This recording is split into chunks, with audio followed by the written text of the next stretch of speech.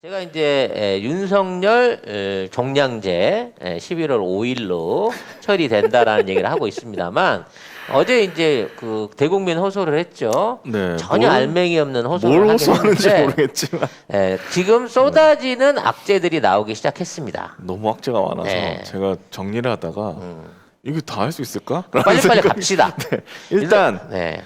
문 대통령 지지율이 44%로 또 상승을 했습니다. 그래가지고 거기에 더하기 민주당이 그 전까지는 지고 있었거든요. 난 그것도 웃긴데 민주당이 국민의힘에 이제 역전을 해가지고 MBS 조사인데 아니 근데 어떻게 조사를 하면 일주일마다 조사 표본에 막 5% 6%씩 생각을 막 바꿔 먹지? 갑자기 국민의힘이 4%가 하락을 했어. 이상해 이것도. 아니 그 웬만하게끔 뭐 네. 어떤 평정선이나 아니면 주식처럼 뭐 이동 평균선 같은 걸 지켜줘야지. 그게 아니고요. 예. 그냥 다 정해져 있어요. 아 돈 낸 사람이? 예, 정해져 있고 그냥 시기 되면 푸는 것뿐입니다. 아무튼 이렇게 돼서 이거는 뭐냐면 그러니까 윤석열 헛소리 하는 거를 저기 국짐에서 실드 치다가 이 꼴이 난 겁니다. 이 꼴이 난 거고. 자, 그다음에 지금 손준성 관련해 가지고 JTBC가 갑자기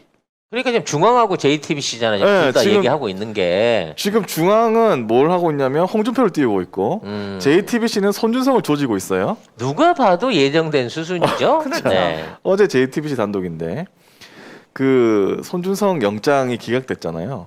그거를 입수를 했는지 그래가지고 그걸 보면서 공수처가 뭐라고 했는지 이렇게 하면서 손준성이 증거인멸 가능성이 높고 그 다음에 휴대전화도 잠금 거부를 하고 있다. 잠금 푸는 거를 야 진짜 거부하고 씨, 있다. 짜증 지대로다 진짜. 그걸 진짜 못 받아서 그걸 못 한다고? 자 그리고 범행과 관련이 없다면 비밀번호 제공에 수사 협조하고 무고함을 밝혀라.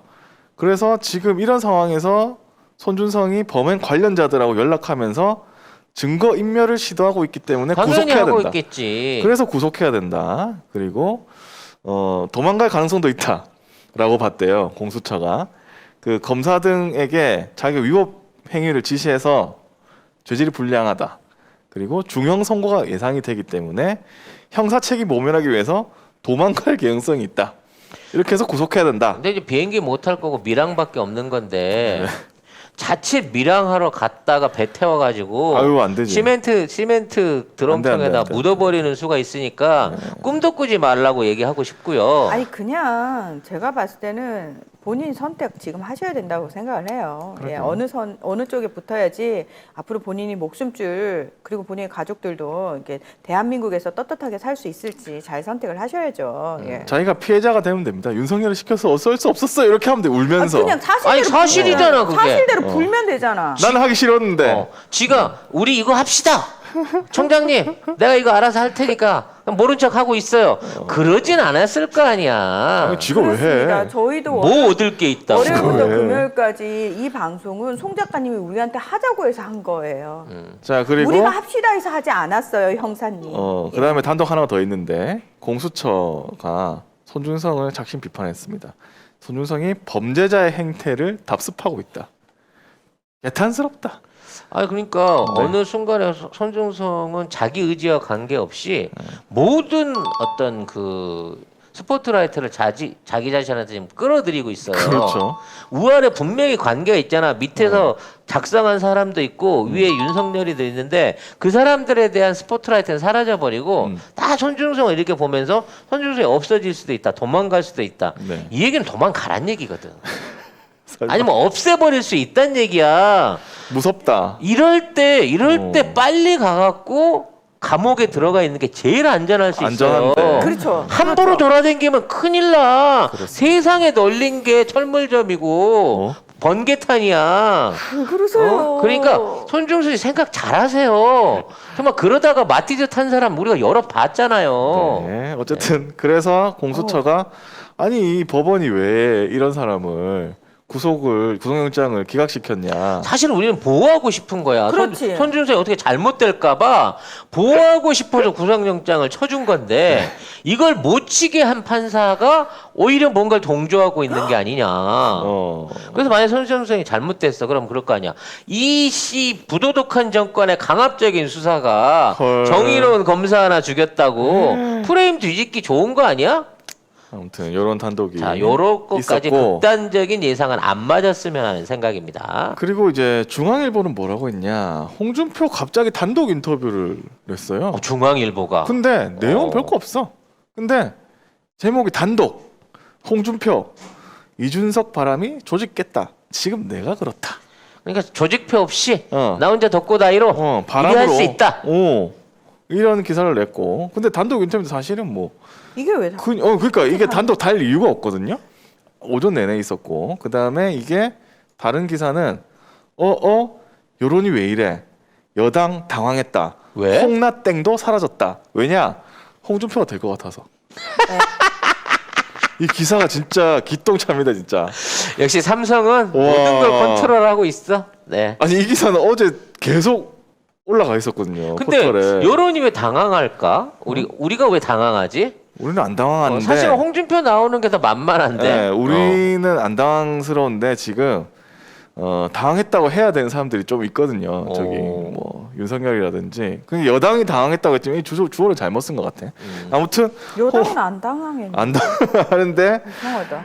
어쨌든 이게 여론이 왜 이래까지 해가지고 홍준표를 밀고 있다 저는 이 생각이 들어요. 여기에 이제 대장동에서 자유롭지 못한 김만배하고 깐부설이 이제 나오기 시작했죠. 그래서 이거는 어제 그젠가 열린공감 TV가 27일날 보도를 한 건데 김만배하고 윤석열이 검찰총장 청문회까지 같이 준비했대요. 이걸 증언한 사람이 나왔습니다. 그래가지고 김만배와 몇몇 기자들이 청문회를 준비했다라고 제보를 한 사람이 있더라고요. 네, 그래서 제보를 했는데 이거를 아무도 안 받았어가지고 오마이하고 뭐 굿모닝 충청인가 거기밖에 안 받았어가지고 열린공감 TV에서 좀 화가 났는데 이게 왜냐면 그 전에는 윤석열이 김만배 잘 모른다고 그랬어요. 그리고 뭐 상가집에서 눈인사를 했다고 하는데 모르는데 어떻게 눈인사를 하나? 아무튼. 그럴 수 있지. 눈이 맞았을 수 있지 첫눈에. 최태원도 못 알아보는 세상에 뭐 김만배 정도야 그럴 수도 있는데 이 제보자 A 씨의 그 증언 중에 독특한 건 뭐냐면 청문회 할 당시에 아버지 집 얘기를 해갖고 그거를 눈화시켜서 구입했다라는 얘기를 들었다라는 거예요. 그렇죠. 이게 진짜 사실이라 그러면 애초에 화천대유는 윤석열 건 겁니다. 김만배랑 윤석열이랑 둘이서 한 거 아니에요. 그렇게 되어버리는 거지. 그리고 분명히 김만배나 이제 그 주범들을 살려주기 위해서 그 당시 1,100억 원 가까운 부산저축은행 이걸 무마를 해줬고 나중에 조사 결과를 보니까 이거를 면제부까지 줬어요. 조사를 해보니까 그 회사들이 부실해갖고 1,100억, 1,400억 있는 거 갚을 능력이 없다라고까지 면제부까지 줬어. 그렇죠. 그러면 사실상 윤석열은 1,100억 원을 화천대유한테 그냥 준 거예요. 그렇죠. 원래 사업하라고 준 거지 거의. 그렇죠. 허락한 거지 자기가. 뭐 갑자기 이름이 생각이 안 나네. 뭐 세븐C인가 C7인가 아무튼 그 원래 1,100억을 했었던 그 회사에 관련된 조사를 하면서 이 1,100억은 못 갚는 돈이다고 얘기를 하면서 그 회사를 자연스럽게 인수했던 김만배한테 1,100억을 준 거나 마찬가지죠. 20억 갖고 끝나지 않았을 거래가 될 수도 있을 거다라는 생각이 들어요. 네. 그래서 이제 청문회 당시에 아버지 집 문제가 걸려가지고 문제가 될 것 같으니까 처분해야 될 것 같다 이렇게 검찰이 얘기를 했더니만 김만배가 그걸 듣고 자기 누나를 시켜서 그 연희동 집을 구입했다 이렇게 제보자가 얘기를 했고 그 다음에 김만배, 윤석열, 박영수, 최재경 최재경은 그 50억 클럽에 있는 이름 나오는 사람인데 굉장히 가까운 사이다. 그리고 김만배 누나 김명옥 씨 남편 장모 씨가 이분들하고 같이 식사를 하기도 했다. 그리고 그러니까 누나의 남편까지만 알고 누나는 모르는 거지. 에이씨. 지금 주장이 그런 거잖아. 아니 김만배도 잘 모른다고 그랬어요. 그러니까. 근데 잘 무슨 소리야. 모르는 김만배에 전혀 본 적이 없는 누나의 남편하고는 밥을 먹은 적이 있다는 거지. 친박연대에 활동하던 그 누나를 몰라. 서로 아이고, 몰라. 그럴 수 있지. 우리 같이 방송하지만 모르잖아. 그렇지? 우리는 모르는 사이예요. 자 그리고 이 기사에서는 네. 시사저널에서도 어떤 게 있었냐면 취재 과정에서 윤 후보 측 사정을 잘 아는 한 정치권 관계자로부터 당시 윤 후보가 부친 집을 파는 것에 대해 고민이 많았고 박영수 전 특검이 매수자와 연결해줬을 것이라는 얘기를 들었다. 그리고 네. 이제 말씀드렸다시피 이게 이제 D-Day에 가까운 언론이 돌아서면서 포화를 때려대기 시작할 거라고 하는데 이게 그 시점인 거예요. 지금 그러고 예, 있어요. 오늘이 이제 피크가 되겠죠. 내 생각에 오늘 오후에 단독 큼지막한 거 두세 개 더 뜹니다. 주말 내내 달달 볶을 거 기대해 보셔도 될 것 같고요. 근데 저는 지금 굉장히 순간적으로 드는 생각이 아니 윤석열이 이 정도였는데 검찰총장으로 왜 추천을 했지? 그 뭐 우리 쪽에 내부자들이 있었던 거지. 윤석열 좋아하던 사람도 와. 있었고 아니 그러니까 그리고 당시 아마 민정수석이었던 조국 전 장관님은 반대했어요. 반대하셨잖아요.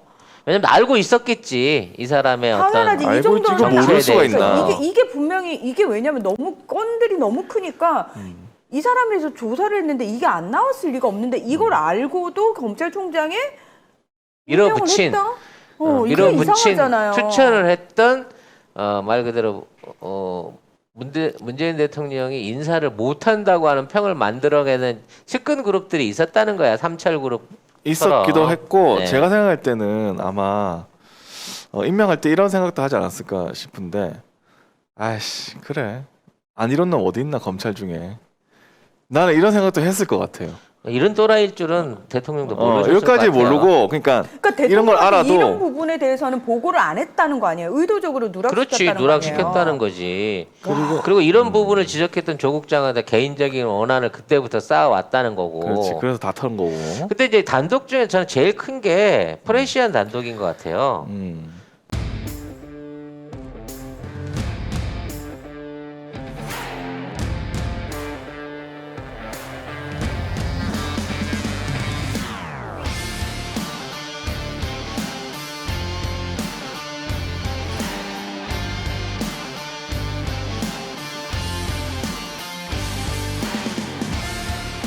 송작가 TV몰 일단 들어가시면은 이 선글라스 가격이 나와 있어요. 49,900원에 판매가 되고 있는데 128,000원짜리를 저희가 지금 싸게 팔고 있는 거거든요. 어디 가서 소문나면 안 되는 가격인 거고요.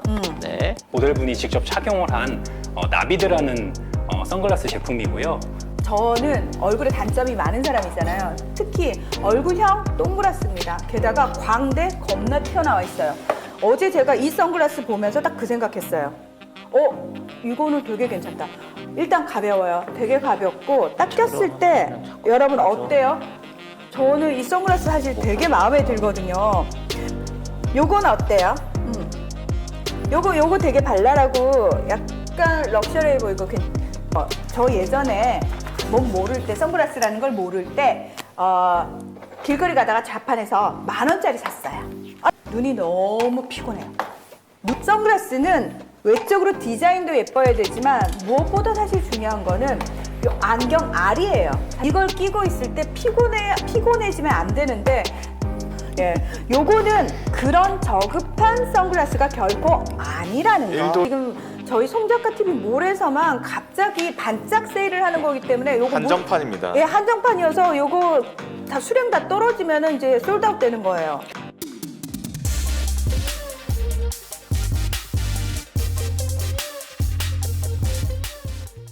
이 도당 당직자를 통해 가지고 선거 네. 개입을 했다라고 하는 정황이 확인이 됐거든. 그렇죠. 캠프에 있는 국회의원의 부탁을 받아서 언론사에 윤석열이한테 유리한 이 언론 보도 자료들을 뿌려줬다는 거예요. 그렇죠. 이건 이제 그 당 안에서 당직자의 그 중립의 의무를 완전히 훼손한 거고. 이거는 무조건 걸리는 거예요. 네. 이거는. 이게 만일에 이런 상태에서 윤석열이 된다 그러면 나머지 후보들이 불복할 수밖에 없는 이 일종의 이제 씨앗을 그 뿌린 거예요. 그렇죠. 오히려 이제 당 입장에서 이걸 문제 삼아가지고 아예 윤석열 자체를 후보에서 제외시켜 버릴 수도 있겠죠. 날리는 게 낫지 네. 근데 그렇게까지 안 할 것 같고 보니까. 안 해도 이길 수 있다라는 계산이 좀 있는 것 같아요. 네, 그런- 그 이외에도 뭐 대리투표, 노인들 대리투표 관련된 네, 문자 투표 도와주겠다 하면서 내용들도 있었고 뭐 네. 여러 바로 봐서 이것저것 막 정신없이 헌집 벽털듯이 그리고 정치듯이 두들겨 패고 있습니다 지금. 전두환 옹호했던 윤석열은 사퇴하라 이런 전국 대학가 동시다발 대자보도 등장을 해서 근데 뭐 서울대는 없더라고.